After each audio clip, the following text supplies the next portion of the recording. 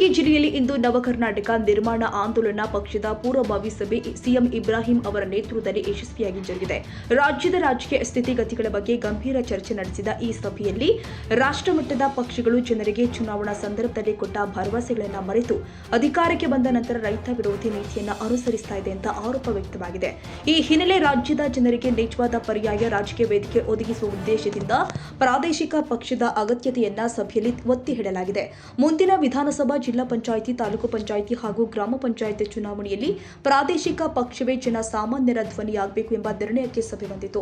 ರೈತರು, ದಲಿತರು, ಮುಸ್ಲಿಮರು, ಕಾರ್ಮಿಕರು ಹಾಗೂ ಯುವಸೇನಾ ಹೋರಾಟಗಾರರನ್ನ ಒಗ್ಗೂಡಿಸಿ ಹೊಸ ಪ್ರಾದೇಶಿಕ ರಾಜಕೀಯ ಶಕ್ತಿಯನ್ನ ನಿರ್ಮಿಸುವ ನಿಟ್ಟಿನಲ್ಲಿ ಮೊದಲ ವಿಭಾಗೀಯ ಸಮಾವೇಶಕ್ಕೆ ಸಿದ್ಧತೆ ನಡೆಸುವ ಕುರಿತು ಸಭೆಯಲ್ಲಿ ಮಹತ್ವದ ಚರ್ಚೆ ನಡೆಯಿತು.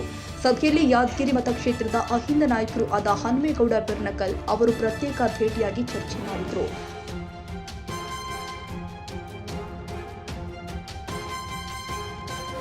ಈ ವಿಡಿಯೋ ನಿಮಗೆ ಇಷ್ಟವಾದರೆ ಲೈಕ್ ಮಾಡಿ. ಇನ್ನಷ್ಟು ಹೀಗೆ ಆಸಕ್ತಿದಾಯಕ ವಿಡಿಯೋಗಳನ್ನು ಪಡೆಯಲು ನಮ್ಮ NTV ನ್ಯೂಸ್ ಚಾನೆಲ್ ಅನ್ನು ಸಬ್ಸ್ಕ್ರೈಬ್ ಮಾಡಿ. ಪಕ್ಕದಲ್ಲಿ ಇರುವ ಬೆಲ್ ಐಕಾನ್ ಅನ್ನು ಒತ್ತಿ. ನಿಮ್ಮ ಬೆಂಬಲವೇ ನಮಗೆ ಸ್ಫೂರ್ತಿ.